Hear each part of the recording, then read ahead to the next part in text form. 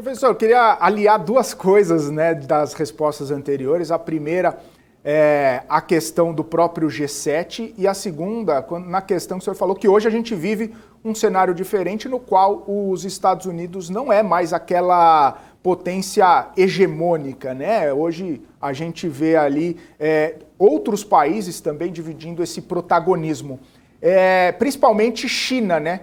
Queria saber sua visão, né, principalmente sobre essa questão, como que os Estados Unidos fazem algum tipo de contenção, como que os Estados Unidos, que os Estados Unidos têm medo, tem algum receio, tem alguma questão que precisa ser definitivamente ali colocada pelos Estados Unidos? A gente está vivendo uma época aí meio de Guerra Fria?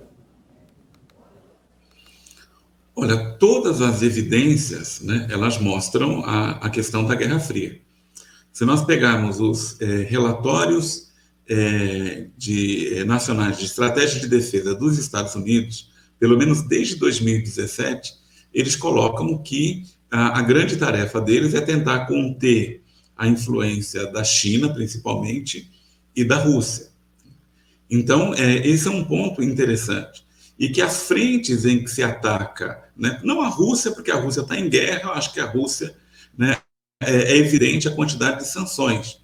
Mas as tentativas de conter a China, elas são múltiplas, né? E as sanções, elas são extremamente variadas, né? Porque os Estados Unidos não se conformam com nenhum outro posto no mundo que seja o número um. Isso está no DNA, na fundação dos Estados Unidos. E eles organizam políticas, né, que visam justamente criar constrangimento e embaraços para a China. Veja um exemplo, que é a questão dos semicondutores. Para impedir, né, principalmente o desenvolvimento no 5G e inteligência artificial, o governo do Trump, e continua no governo Biden, tem criado diversas restrições para o acesso da China a semicondutores. Então, esse é um ponto nevrálgico na economia internacional, que é o suprimento de semicondutores. Porque antes, quando colocava a globalização como necessidade de aumento de eficiência econômica, as cadeias foram para a Ásia, principalmente para a China, para organizar uma produção com máxima eficiência.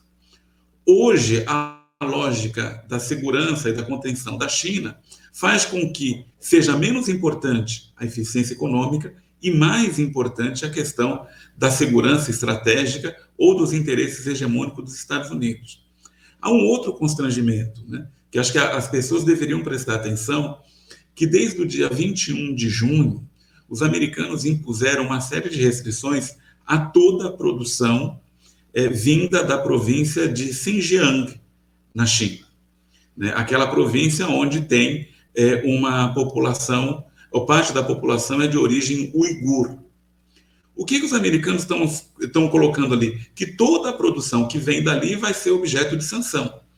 E tem um problema sério, né, quando se coloca sanção ali, que é justamente a principal região da China que produz matérias-primas para painéis fotovoltaicos. Então, esse aí é um tipo de constrangimento. Outro constrangimento geopolítico, quando os americanos, os indianos, os australianos e o Japão, eles organizam uma estratégia chamada uma parceria quadrilateral, o Quad, né, que estão tentando criar as condições para fazer uma OTAN, né, no Pacífico, no Oceano Pacífico Ocidental. Então, né, você olha as questões, os constrangimentos são grandes. E vale a pena mencionar que o comunicado do G7 ele vem com 28 páginas, né, e a China ela é citada pelo menos umas 20 vezes, né, nesse comunicado. E aí é dito que a China tem práticas econômicas ruins, né, que não tem boa governança, né, que precisa se adequar às regras internacionais, ou seja, direciona a ação do G7 numa política de contenção e que pode trazer algo ruim, né, para nós aqui do Brasil, né, que seria essa bifurcação na globalização e, do ponto de vista político, obrigar o nosso país a escolher um lado, né, dentro dessa pendência, né, o que é uma coisa muito ruim para a gente ter que escolher um lado, porque a gente está muito vulnerável, a gente está na América, sob a influência norte-americana, e o bolso do Brasil está colocado com a China por conta da dependência que a gente tem em exportações. Então, a gente vive num contexto de mudança estrutural. E quem vai pensar em economia, quem vai pensar em investimentos, ele tem que colocar essa variável geopolítica que não existia até 2016.